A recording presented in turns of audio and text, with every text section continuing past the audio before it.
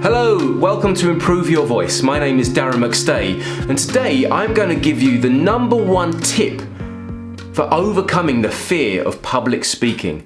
Now, there's a lot of mystery surrounding this fear. It's very interesting, and I've worked on a lot of workshops with many people and have delivered many of these videos over the years and worked with people one-on-one.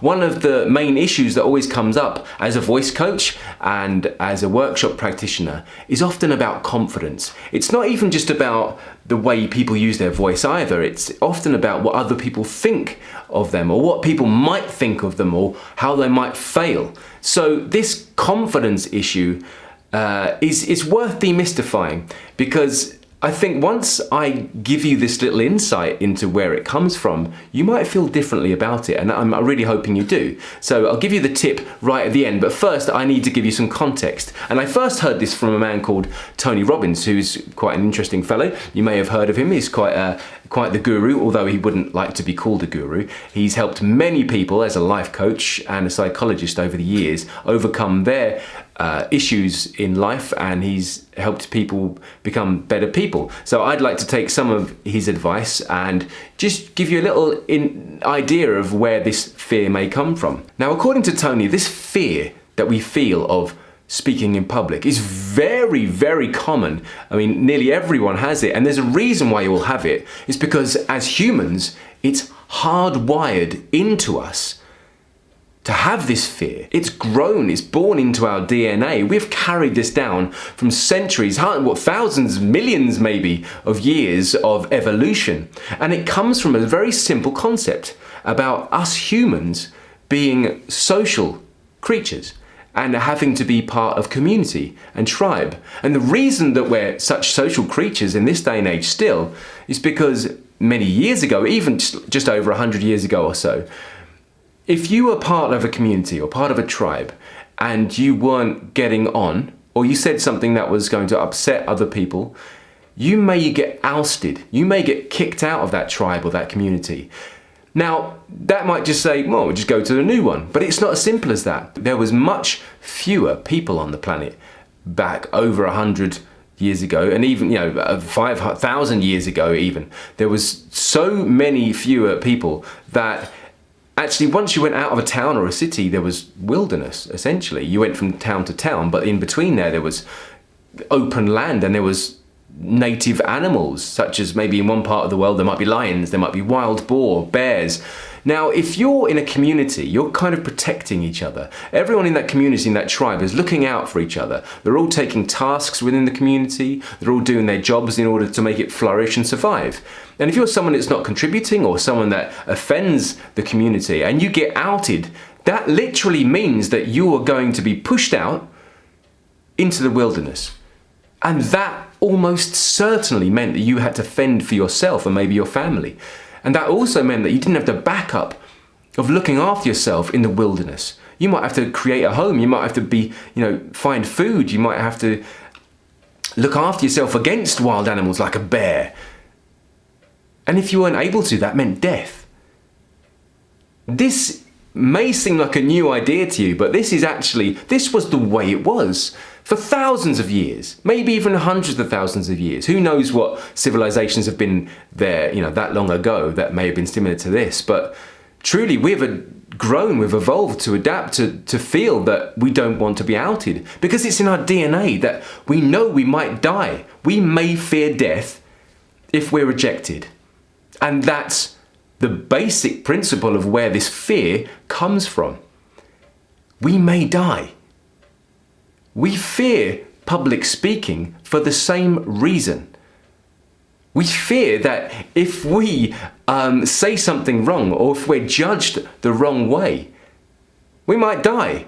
We don't see it like that. Of course not. If we thought we might die, we might actually speak better. But the whole point is that irrational fear. We know it makes no sense to us, and yet we can't put our finger on it. Why is it so common? Why do so many humans have it? Yet it's not been trained into us to be frightened of speaking. It's because we want to fit in. It's there within us to want to fit in, to not be judged, or to not be ostracized or seen badly by those that we are performing for. It's so ingrained in us as humans that we have this fear, and it feels very, very real. But remember, it's not a real fear anymore. Not in this circumstance. Not as a public speaker. When you're speaking in public, your fear is of dying. Once you realize that you're not going to die by speaking, and the worst thing that could happen is that you got booed off or felt a bit embarrassed because you forgot some words, that's not the same thing. That is not the same fear at all. So try it first, before I give you this tip, to realize that this irrational fear has no place on the podium, in the workroom, on stage, or wherever it is that you need to speak, even if it's just in a social environment like the church or a pub or the shopping centre. It's not a real worthy fear anymore. It's nothing to be frightened of. So remember, if you feel frightened speaking in front of people, you're actually frightened of dying. And you're not going to die by speaking in front of people. So that should help you get in the right mindset for how ridiculous it really is that public speaking fear is actually within us. And it doesn't need to be. So the tip I'm going to give you for helping get over this fear, if you still find you have it, even though you now know how irrational and silly it really is to remember one clear thing. Not just that you're not going to die, but you must remember that it's a very human thing to feel this fear, and nearly every human has had it at one point in their life. If they've overcome it through practice or whatever, or understood that it's irrational and that it doesn't serve them. I want you to remember this. Next time you're speaking in front of people, if it's a future team members, maybe it's an investor you're pitching to, maybe it's for a job you're in an interview. Firstly, that person's not there to kill you, so you can get over that fear straight away. But I want you to remember that you are human. You're just a human, okay? You're a mind, you're a body, you're a spirit, you're flesh and bone, sinew. You're a human, okay? You have thoughts, feelings, intentions. You breathe, you eat, you drink water. You're very simple in that respect. You're very complicated as a human, but you're also very simply a human. Now, whoever it is you're speaking to, whether it's one person or many people, recognize that they too are human. They are like you. They are one of you.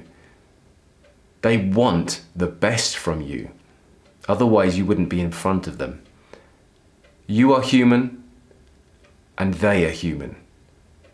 And all you have to do in order to face these people and speak, apart from clear articulation and breathing, is to remember that being human is enough. You don't have to be any better than that. You only have to bring yourself. What you bring is enough. Human is enough. That's it. That's my tip. You remember that.